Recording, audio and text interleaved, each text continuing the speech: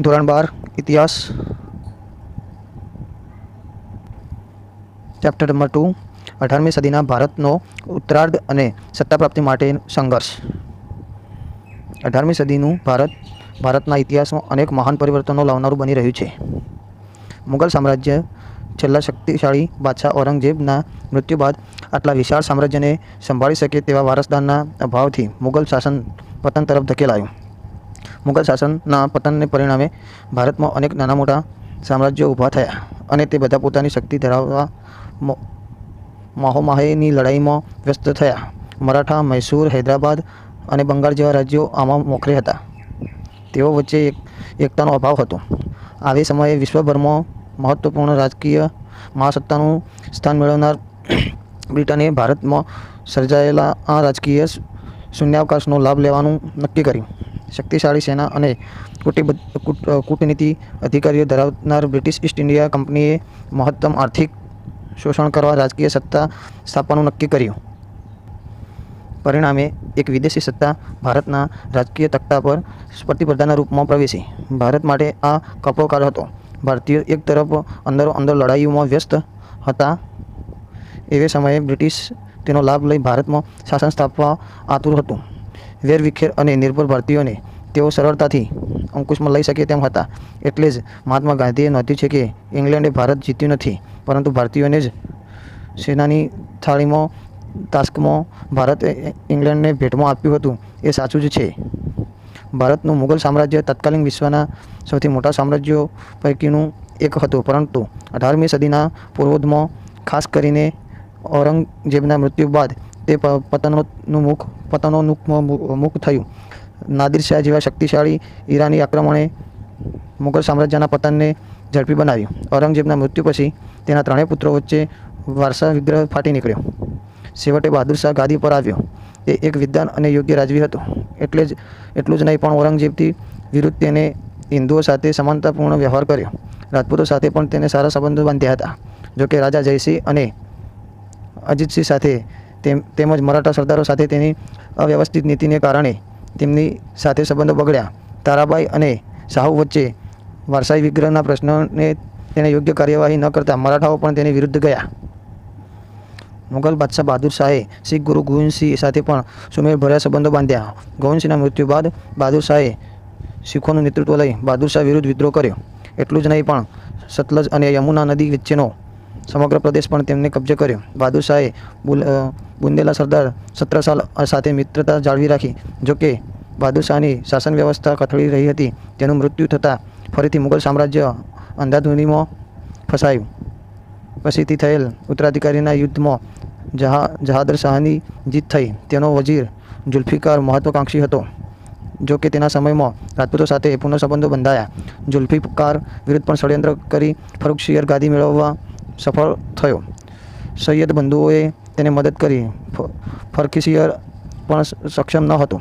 તેના સમયમાં મુગલ સામ્રાજ્ય નિર્બળ બન્યું। ઈસવીસન 1719થી ઈસવીસન 1748 સુધીના લાંબા સમય સુધી ફરુખશિયર બાદ મોહમ્મદ શાહે શાસન કર્યું। તે પણ નિર્બળ હોવાને કારણે ખાસ કરીને મરાઠા સરદારો અવધ, બંગાળ અને પંજાબ પર પોતાનું આધિપત્ય જાળવી શક્યો નહીં। તેના સમયમાં નાદિર શાહના આક્રમણે વધારે કફોડી સ્થિતિ ઊભી કરી। હવે આલમ દ્વિતીય ગાદી પર આવ્યો। શાહ આલમ દ્વિતીય ગાદી પર આવ્યો તે હિંમતવાળો અને યોગ્ય શાસક હતો, પરંતુ મુગલ સામ્રાજ્યનો ઉદ્ધાર કરવો તેના માટે સંભવ ન હતો। અંગ્રેજોએ બંગાળ પર મહત્વપૂર્ણ વિજય પ્રાપ્ત કર્યો હતો અને તે ક્રમશઃ દિલ્હી તરફ આગળ વધી રહ્યા હતા। અંતે અંગ્રેજોએ દિલ્હી કબજે કર્યું। મુગલ શાસનના આવા નિર્બળ ઉત્તરાધિકારીઓને કારણે ભારત બ્રિટિશ સત્તાનો ભોગ બન્યું। હૈદરાબાદ અને કર્ણાટક। હૈદરાબાદ રાજ્યની સ્થાપના ઈસવીસન 1724માં આસફ જહાંએ કરી। તે પાછળથી નિઝામ ઉલ મુલ્ક તરીકે ઓળખાયો। ઔરંગઝેબના મૃત્યુ બાદ તેણે દક્ષિણમાં જઈ ક્રમશઃ હૈદરાબાદ રાજ્યનું પાયો નાખ્યો। અંદર ખાને મુગલ સામ્રાજ્યમાંથી સ્વતંત્ર રહેવાનું નક્કી કર્યું। મુગલ સામ્રાજ્યના નમૂના અનુસાર દખ્ખણમાં પણ તેને વ્યવસ્થિત વહીવટી પદ્ધતિનો પ્રારંભ કર્યો। તેના દિવાન પૂરણચંદે દખ્ખણમાં મહેસૂલી વ્યવસ્થા સ્થાપવામાં તેને મદદ કરી। તેનું મૃત્યુ થતાં તેના રાજ્યમાં અંધાધૂંધી ફેલાઈ। કર્ણાટકના નવાબ શાહ આદત મુલ્લા ખાએ પોતાના ભત્રીજા દોસ્ત અલીને પોતાનો ઉત્તરાધિકારી નિમ્યો। ત્યારબાદ ઈસવીસન 1740માં બંને રાજ્યો વચ્ચે વારંવાર સંઘર્ષ થવાથી બંને નિર્બળ બન્યા અને યુરોપિયન કંપનીઓએ ભારતીય રાજકારણમાં હસ્તક્ષેપ કરવાની શરૂઆત કરી. બંગાળ. મુગલ સામ્રાજ્ય નિર્બળ થતાં ઈસવીસન 1717માં મુર્શિદ કુલી ખાએ બંગાળમાં સુબેદારોને બદલે સ્વતંત્રપણે શાસન બનાવવાનું નક્કી કર્યું. તેના સમયમાં બંગાળી જમીનદારોએ કરેલી વિગ્રહોને તેને દબાવી દીધા. તેના મૃત્યુ બાદ તેઓ જમાઈ શુજાઉદ્દીન શાસન પર આવ્યો, જેણે 1739 સુધી બંગાળ પર શાસન કર્યું. ત્યારબાદ તેનો પુત્ર સફરરાજ ખાં ગાદી પર આવ્યો, પરંતુ એક જ વર્ષ બાદ તેને હટાવી અલીવર્દી ખાં બંગાળનો નવાબ બન્યો. બંગાળમાં આ ત્રણેય નવાબોના સમયગાળા દરમિયાન શાંતિ અને વ્યવસ્થા સ્થપાયેલા રહ્યા. તેમણે વેપાર અને વાણિજ્યનો વિકાસ કર્યો. તેણે નવી જમીન મહેસૂલ પદ્ધતિ ઊભી કરી મહત્વપૂર્ણ કાર્યો કર્યા. આ ત્રણેય નવાબોએ હિન્દુઓ અને મુસલમાનો બંનેને સમાન તક આપી. તેમણે વેપાર વાણિજ્યનો, ખાસ કરીને વિદેશ વેપારનો વિકાસ કરવા નાની માર્ગોની સુરક્ષા કરી હતી. તેમણે અંગ્રેજો અને ફ્રેન્ચ ઈસ્ટ ઇન્ડિયા કંપનીને કલકત્તા અને ચંદ્રનગરમાં કારખાનાઓની કિલ્લેબંધી કરવાની મનાઈ ફરમાવી. બંગાળના નવાબોએ શક્તિશાળી લશ્કર રાખવાનું બુદ્ધિમત્તાપૂર્ણ કાર્ય કર્યું ન હતું. પરિણામે તે ઉત્તરાધિકારી સિરાજુદ્દૌલાના સમયમાં પ્લાસીના યુદ્ધમાં 1757માં ઈસ્ટ ઇન્ડિયા કંપનીએ નવાબના લશ્કરને હરાવી ભારત પર પોતાનું શાસન સ્થાપી દીધું. અવધના સુબેદાર તરીકે નિમાયેલા શહાદત ખાં, જે બુરાહ ઉન મુલ્ક તરીકે ઓળખાતો હતો, તેને અવધના સ્વતંત્ર રાજ્યની સ્થાપના કરી હતી. તે બુદ્ધિશાળી અને શક્તિશાળી હતો. તેણે નવી જમીન મહેસૂલ પદ્ધતિનો પ્રારંભ કર્યો હતો. તેણે હિન્દુઓ અને મુસ્લિમો વચ્ચે સમાનતાપૂર્ણ વ્યવહાર કર્યો હતો. તેનું મૃત્યુ થતાં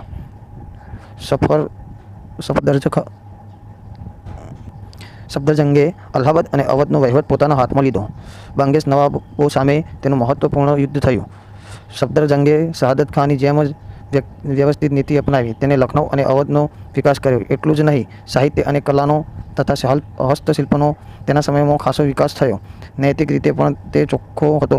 બક્સરના યુદ્ધમાં અવધ ઈસ્ટ ઇન્ડિયા કંપનીના હાથે હાર્યું. મૈસૂર. દક્ષિણ ભારતમાં વિજયનગર સામ્રાજ્યના અંત બાદ હૈદરાબાદની પાસે આવેલું મૈસૂર હૈદર અલીના નેતૃત્વમાં સૌથી શક્તિશાળી રાજ્ય બન્યું હતું. તેણે મૈસૂરના રાજા કૃષ્ણરાય વધિયારને નામ માત્રનો રાજા બનાવી વાસ્તવિક સત્તા પોતાના હાથમાં લઈ લીધી. કુશાગ્ર બુદ્ધિ અને પ્રતિભાવ હૈદર અલીએ મૈસૂરનો મહત્વપૂર્ણ વિકાસ કર્યો.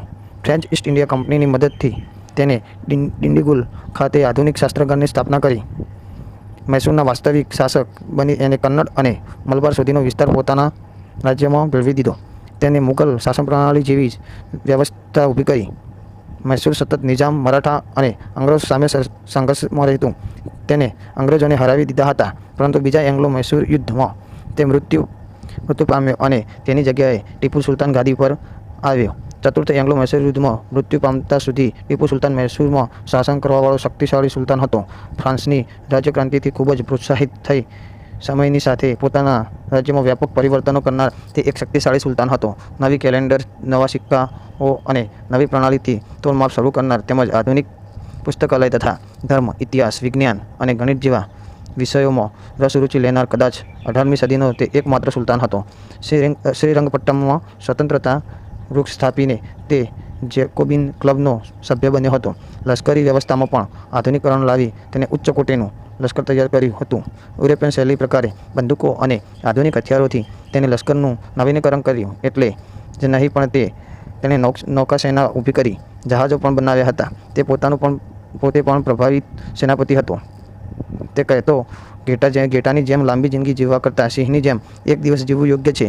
ચતુર્થ એંગ્લો મૈસૂર યુદ્ધમાં અંગ્રેજોએ તેને હરાવ્યો અને તે અહીં લડતા વીરગતિને પામ્યો. ટીપુ સુલતાન 18મી સદીના રાજનૈતિજ્ઞોમાં સૌથી શ્રેષ્ઠ હતો. અંગ્રેજોના રૂપમાં ઊભા થનારા ખતરાની જાણ તેને હતી અને એટલે જ અંગ્રેજો તેમને પોતાનો સૌથી ખતરનાક દુશ્મન સમજતા હતા. દિલ્હીની આસપાસના પ્રદેશો. મુગલ સામ્રાજ્યના પતન બાદ દિલ્હીની આસપાસના રાજપૂત રાજ્યોએ પોતાના રાજ્યને સ્વતંત્ર કરવાનો પ્રયત્ન કર્યો. સૌથી મહત્વપૂર્ણ રાજપૂત શાસકમાં આમીરનો સવાઈ જયસિંહ હતો. તે કુશળ રાજનીતિજ્ઞ, સુધારક, કાયદાવિદ અને ખાસ તો વિજ્ઞાન અને ખગોળનો વિદ્વાન હતો. ભારતમાં વિજ્ઞાન અને ટેકનોલોજીના ક્ષેત્રે શૂન્યાવકાશ વ્યાપી રહ્યો હતો, ત્યારે તેણે જયપુરમાં વિજ્ઞાન અને કલાનું મહત્વપૂર્ણ કેન્દ્ર ઊભું કર્યું. તેણે દિલ્હી, જયપુર, ઉજ્જૈન અને મથુરામાં આધુનિક વિજ્ઞાન અને ટેકનોલોજીનો સમાવેશ કરતી વેધશાળાઓ બનાવી. તેના સમયમાં ગણિતના તત્વો અને ત્રિકોણમિતિ ક્ષેત્રે ખાસું કામ થયેલું.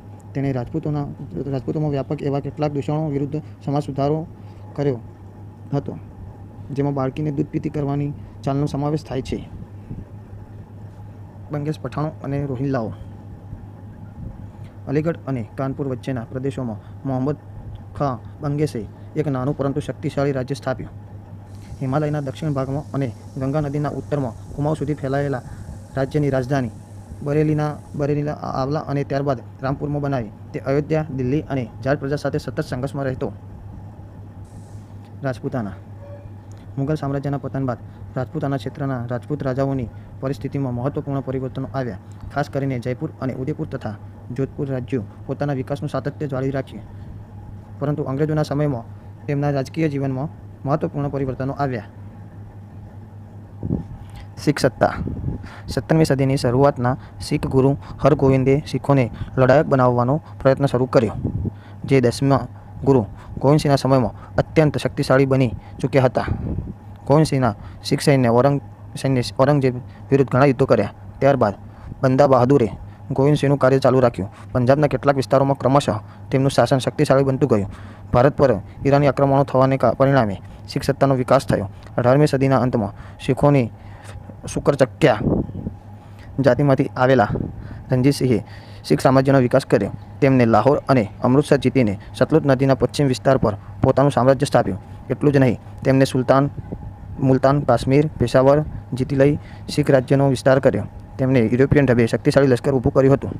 યુરોપિયનો અને તેમના લશ્કરમાં અધિકારી તરીકે કાર્ય કરતા ધાર્મિક રીતે પણ તે સહિષ્ણુ હતા. અંગ્રેજોએ તેમની સાથે સારા સંબંધો સ્થાપિત કર્યા, પરંતુ તેમના મૃત્યુ બાદ 1839માં ગવર્નર જનરલ ડેલાઉસીએ શીખ રાજ્યનો બ્રિટિશ સામ્રાજ્યમાં વિલય કરી દીધો. મરાઠા સત્તા. મુગલ સામ્રાજ્યને સૌથી વધારે શક્તિશાળી મુકાબલો આપનાર મરાઠા હતા. એક સામાન્ય યોદ્ધા પુત્ર તરીકે જન્મેલા ઈસવીસન 1627માં શિવાજીએ સ્વબળે મહાન મુગલ સત્તા તેમજ દક્ષિણમાં બ્રહ્મોની રાજ્યો સાથે ભારે સંઘર્ષ કરી મરાઠા સત્તાનો પાયો નાખ્યો. આગળ જતાં છત્રપતિ બની ચૂકેલા શિવાજીએ મરાઠી રાજ અને મરાઠા સામ્રાજ્યવાદનો ભારે વિકાસ કર્યો. તેણે 1860 સુધીમાં મરાઠાની સત્તાને સૌથી શક્તિશાળી સત્તા બનાવી મુગલ સામ્રાજ્યની બરાબરી કરતી કરી દીધી. શિવાજીના પુત્ર શાહુને ઔરંગઝેબે કેદ કર્યો. જોકે ઔરંગઝેબના મૃત્યુ બાદ તેને જેલમાંથી મુક્ત કરવામાં આવ્યો. આ ઘટના બાદ શાહુ અને કોલ્હાપુરમાં રહેતા તેમના કાકી તારાબાઈ વચ્ચે વારસા વિગ્રહ શરૂ થયો. તારાબાઈએ પોતાના પુત્ર શિવાજી દ્વિતીયના નામે મુગલ સત્તા વિરુદ્ધ સંઘર્ષ કર્યો. શાહુ અને કોલ્હાપુર વચ્ચેના ઝઘડાને પરિણામે મરાઠી સરકારમાં પેશવા પ્રથા નામની એક નવી જ વ્યવસ્થાનો જન્મ થયો અને પેશવા હવે મરાઠી સત્તાના કેન્દ્રમાં આવ્યા. પ્રથમ પેશવા બાલાજી વિશ્વનાથ એક બ્રાહ્મણ હતા. તેમણે શાહુનો પક્ષ લઈ તેમના દુશ્મનોને દૂર કરી મરાઠા શક્તિનો વિસ્તાર કર્યો. એટલું જ નહીં, પેશવાએ શાહુની સત્તા પણ પોતાના હાથમાં લઈ લીધી. તેમને મુગલોને પણ અંકુશમાં રાખ્યા. તેમનું મૃત્યુ થતાં તેમના પુત્ર બાજીરાવ પ્રથમ પેશવા બન્યા. તે અત્યંત પ્રતિભાવંત સેનાપતિ હતા. શિવાજી પછીના ગેરિલા યુદ્ધના સૌથી શક્તિશાળી પ્રતીક તરીકે તેમને યાદ કરવામાં આવે છે. મુગલ સત્તા વિરુદ્ધ તેમને ખાસી સફળતા મળી. તેમના સમયમાં મરાઠા મહારાષ્ટ્રથી લઈને માળવા, ગુજરાત અને બુંદેલખંડ પર અધિકાર ધરાવતા થયા. તેમણે જંજીરા જીત્યું અને પોર્ટુગીઝોને પણ પોતાના અંકુશમાં લીધા. મરાઠી સામ્રાજ્યનો ખૂબ મોટો વિસ્તાર કરનાર બાજીરાવ મૃત્યુ પામ્યા. તેમના બાદ તેમના પુત્ર બાલાજી બાજીરાવ, જે નાના સાહેબ તરીકે પ્રખ્યાત થયા, તેમને શાસન સંભાળ્યું અને પોતાના પિતાના અધૂરા સ્વપ્નને પૂર્ણ કરવાનો પ્રયત્ન કર્યો. અહેમદ શાહ અબ્દાલી અને મરાઠા વચ્ચે પાણીપતનું ત્રીજું યુદ્ધ 1761ની 14મી જાન્યુઆરીએ થયું. આ યુદ્ધમાં સદાશિવરાવે મહત્વનો ભાગ ભજવ્યો, જેમાં 28,000 સૈનિકોએ મરાઠા પક્ષે મૃત્યુ પામ્યા. આ ઘટનાના આઘાતથી જૂન 1761માં પેશવાનું મૃત્યુ થયું. જોકે મરાઠા હાર્યા, પરંતુ ભૂસાયા નહીં. માધવરાવના નેતૃત્વમાં મરાઠા શક્તિનો પુનઃ ઉદય થયો. માધવરાવે મરાઠા સત્તાને દિલ્હી સુધી વિસ્તારી. સવાઈ માધવરાવ મૃત્યુ પામ્યો ત્યાં સુધીમાં અંગ્રેજોએ શક્તિશાળી રીત અપનાવી મરાઠા શક્તિને પડકારી 3 યુદ્ધો કર્યા. તેમાંના ત્રીજા મરાઠા વિગ્રહમાં મરાઠાઓ હાર્યા અને પેશવા પ્રથાનો અંત આવ્યો. આસામ અને ઉત્તર પૂર્વ રાજ્યો. 18મી સદીના આરંભે ભારતના ઉત્તર પૂર્વીય ક્ષેત્રોમાં સુપ્રસિદ્ધ જનજાતિમાં રાજ્યો આવેલા હતા. મુગલોને હાર અપાવનાર શક્તિશાળી આસામી નેતા બડફકન હતા. તેમણે આસામને એક શક્તિશાળી રાજ્ય બનાવ્યું. અહોમના શાસક રુદ્રસિંહને પૂર્વ ભારતના છત્રપતિ શિવાજી કહેવામાં આવે છે. કોર્નવોલિસે આસામ અને પૂર્વ ભારત તરફ ધ્યાન કેન્દ્રિત કરી સામ્રાજ્યવાદી નીતિ અપનાવી. અંગ્રેજોએ બર્મા જીતી આ પ્રદેશો પર પોતાનો કાબુ વધાર્યો. ત્યારબાદ 1885 સુધીમાં મોટાભાગના પૂર્વીય વિસ્તારો અંગ્રેજોના તાબા હેઠળ આવી ચૂક્યા હતા.